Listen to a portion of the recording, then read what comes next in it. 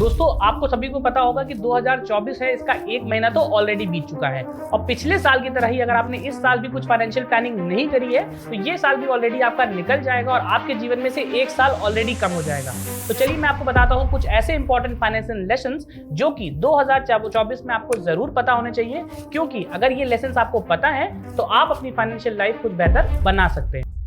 नमस्कार दोस्तों, मैं सीए सत्यम गुप्ता एक बार फिर से आप सभी का स्वागत करता हूं हमारे इस नए वीडियो में, जहां मैं आपको कुछ इंपॉर्टेंट फाइनेंशियल लेसन्स बताऊंगा। और वो सारे लेसन्स ऐसे ही होंगे कि अगर आप जॉब करते हैं या फिर आपका कोई बिजनेस है या फिर आप कोई भी काम करते हैं, ये लेसन्स सारे उन सभी लोगों के लिए जिन्होंने अभी अर्निंग स्टार्ट करी है। आपकी जो फाइनेंशियल प्लानिंग है वो हमेशा बरकरार रहेगी और कभी भी आपको शॉर्टफॉल ऑफ फाइनेंशियल नीड्स नहीं पड़ेगी। तो दोस्तों चलिए इस वीडियो को स्टार्ट करते हैं हमारे सबसे पहले पॉइंट से, जहां मैं आपको बताऊंगा इमरजेंसी फंड के बारे में। आप सभी को दोस्तों पता होगा कि इमरजेंसी फंड हमेशा आपके पास होना चाहिए। अगर आप एक जॉब करते हैं तो आपको ये पता नहीं कि जॉब आपकी कब तक रहेगी। अगर आपकी प्राइवेट जॉब है तो हो सकता है कोविड जैसा कुछ आ जाए और आपको जॉब से निकाल दिया जाए। तो ऐसे केसेस में आपके पास 6 महीने का इमरजेंसी फंड जरूर होना चाहिए। इस फंड को ऐसे आप बनाइए कि जो भी आपके मंथली खर्चे होते हैं एटलीस्ट उनको इंटू 6 करिए और उतना पैसा आपको सेविंग अकाउंट में रखना चाहिए, या यूं कह सकते हैं कि आप एफडी में डाल दीजिए या लिक्विड फंड में रखिए कि कभी भी जरूरत लगे तो उतना पैसा आप निकाल लीजिए। क्योंकि ऐसा करने से आपको फायदा ही होगा, कभी भी आपको जॉब स्विच करना है या अपने बिजनेस में आप कुछ ट्रांजिशन करते हैं तो आपके पास सर्वाइवल का पैसा हमेशा रहेगा। दोस्तों सेकेंड इंपॉर्टेंट लेसन जो मैं आपको बताऊंगा फाइनेंशियल प्लानिंग का, वो होता है एक टर्म इंश्योरेंस।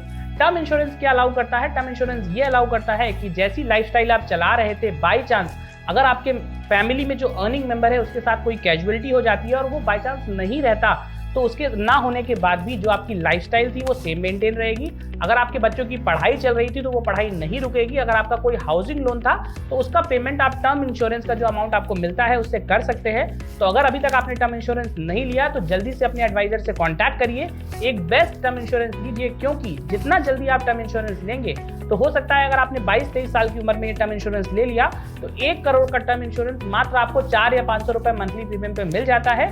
तो जरूर ध्यान रखिए, टर्म इंश्योरेंस लेना बिल्कुल ना भूलिए। दोस्तों थर्ड इंपॉर्टेंट लेसन जो मैं आपको बता रहा हूं वो होता है हेल्थ इंश्योरेंस का। आमतौर पे हम लोग क्या करते हैं, हेल्थ इंश्योरेंस लेना अवॉइड कर देते हैं, वो इसलिए कि बाई चांस हमको कुछ नहीं हुआ तो हमारा प्रीमियम ना वेस्ट हो जाएगा। सभी लोग ये सोचते हैं कि मैंने ना 15-20 हज़ार का प्रीमियम दिया और साल भर मुझे कुछ नहीं हुआ तो ये प्रीमियम हमारा वेस्ट हो गया। अब आप एक एग्जांपल समझिए कि 10 साल तक आपने प्रीमियम दिया और 15,000 का प्रीमियम था, कवरेज जो था वो आपका 5 लाख रुपए का था। 10 साल आपने प्रीमियम दिया, आपको कुछ नहीं हुआ तो टोटल आपने दिया 1.5 लाख रुपए।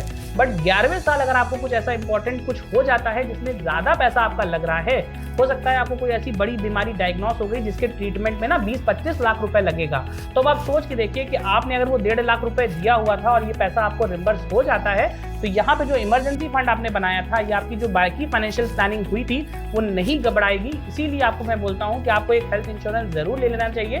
तो जितना जल्दी हो सके अपनी लाइफ में एक हेल्थ इंश्योरेंस लीजिए, एक फैमिली फ्लोटर लीजिए जिसमें आप अपना, अपने स्पाउस का और बच्चों को सबको ऐड कर सकते हैं। ये जो हेल्थ इंश्योरेंस प्लान होगा ये आपको प्रोटेक्ट करेगा, किसी भी अनफोर्सीन सर्कमस्टांसेस में आपकी फाइनेंशियल प्लानिंग को डिस्टर्ब होने से बचाएगा।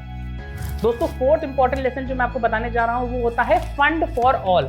आपको अपनी लाइफ पे कभी भी ऐसा नहीं करना कि बिना प्लानिंग के कोई बड़ा फाइनेंशियल एसेट बाय कर लेना है, या यूं कहें कि अगर आप कोई एसेट बाय करते हैं जिसकी वैल्यू फ्यूचर में जाके नहीं बढ़ने वाली तो उसको हम लोग एसेट की जगह लायबिलिटी बोलते हैं। आप सभी को पता होगा अगर आपने कार बाय किया तो लोग बोलते हैं कार हमारे लिए एक एसेट है, बट कार हमारे लिए एक लायबिलिटी ही होती है, क्योंकि अगर मैंने उसको ईएमआई पे बाय कर लिया तो हर महीने मैं उसकी किस्त दूंगा, प्लस उसकी वैल्यू तो बढ़ने वाली है नहीं। तो अगर ऐसे कोई भी आपको महंगा परचेज अपनी लाइफ में करना है तो उसके लिए एक फंड बना के रखें और उस फंड का बैलेंस जब उतना अचीव हो जाए जितना उसका बजट आ रहा है तभी उसको बाय पे करें। कभी भी आप ईएमआई पे ऐसी चीजें बाय ना करें जिनकी वैल्यू फ्यूचर में नहीं बढ़ने वाली। इट मीन्स कि अगर आप प्रॉपर्टी बाय करते हैं या कोई कमर्शियल शॉप बाय कर रहे हैं या कुछ भी ऐसा बाय करते हैं जिसकी वैल्यू इंक्रीज हो रही है, उसको तो आप एक बार कंसीडर कर सकते हैं ईएमआई पे बाय करने का। बट कोई भी ऐसी चीज जिसके लिए आपके पास अभी पैसा नहीं है तो पहले उसको फंड बना लीजिए, उसके बाद ही उसी को बाय करिए। और दोस्तों लास्ट इंपॉर्टेंट लेसन जो मैं आपको बताने जा रहा हूँ ये होता है इन्वेस्टमेंट अपॉर्चुनिटीज से रिलेटेड। अगर आपको अभी तक कुछ नहीं पता था और अपना सारा पैसा आप सेविंग में, एफडी में या आरडी में लगाते थे तो आपको ये पता होना चाहिए कि हम लोग बैठे हैं 2024 में और हमारे पास तमाम ऐसे इंपॉर्टेंट लेसन्स हैं, तमाम ऐसे इंपॉर्टेंट तरीके हैं जहां पे हम लोग पैसा लगा के अपने पैसे को ग्रो कर सकते हैं। सबसे पहले उसमें होता है एक शेयर मार्केट का। अगर आप शेयर्स बाय करना चाहते हैं या फिर मार्केट में एंटर करना चाहते हैं और 12 से 15% का रिटर्न कमाना चाहते हैं तो आप म्यूचुअल फंड बाय कर सकते हैं, आप SIP कर सकते हैं। बट एक बार आपको अपने फाइनेंशियल एडवाइजर के साथ बैठ के इस ऑप्शन को भी जरूर एक्सप्लोर करना चाहिए। अगला ऑप्शन जो होता है वो होता है गोल्ड का। गोल्ड ज्वेलरी बाय करना एक इन्वेस्टमेंट नहीं है। अगर आपको इन्वेस्टमेंट करना है तो आप सोवेरियन गोल्ड बॉन्ड इन्वेस्ट कर सकते हैं, डिजिटल गोल्ड बाय कर सकते हैं। तो थोड़ा पैसा अपनी टोटल वर्थ का, मैं कहता हूं 2 से 5% पैसा आपको गोल्ड में जरूर लगाना चाहिए। तीसरा होता है हमारा प्रॉपर्टी का। प्रॉपर्टी में मैं यूं कहूं तो आपको रेजिडेंशियल हाउस प्रॉपर्टी नहीं बाय करनी क्योंकि उसकी वैल्यू आज नहीं बढ़ रही है। आप क्या कर सकते हैं, आप कमर्शियल प्रॉपर्टीज बाय कर सकते हैं। अब रियल स्टेट इन्वेस्टमेंट के कुछ ट्रस्ट आते हैं जहां पे क्या होता है कि वैल्यू जो होती है वो इंक्रीज भी होती है प्लस साथ साथ आपको रिटर्न भी मिलता है। तो हमेशा आप ये करिए कि जो नई नई इन्वेस्टमेंट अपॉर्चुनिटीज हैं उनको एक्सप्लोर करते रहिए, क्योंकि अगर आप ट्रेडिशनल अपॉर्चुनिटीज में ही फंसे रहेंगे तो हमेशा आपका जो पैसा है वो 4 या 5% की रेट से ही बढ़ेगा और आप एक लंबी ब्रेथ क्रिएट नहीं कर पाएंगे। तो दोस्तों आज का ये वीडियो यहाँ पे एंड करता हूँ। मैंने आपको कुछ इंपॉर्टेंट फाइनेंशियल लेसन बताए जो कि 2024 में आपको पता होने चाहिए। अगर ये सारे इंपॉर्टेंट लेसन आप फॉलो करते हैं तो आपकी जो फाइनेंशियल प्लानिंग होगी वो बहुत बेटर हो सकती है और आगे चल के आपको कभी भी फाइनेंशियल क्राइसिस का सामना नहीं करना पड़ेगा।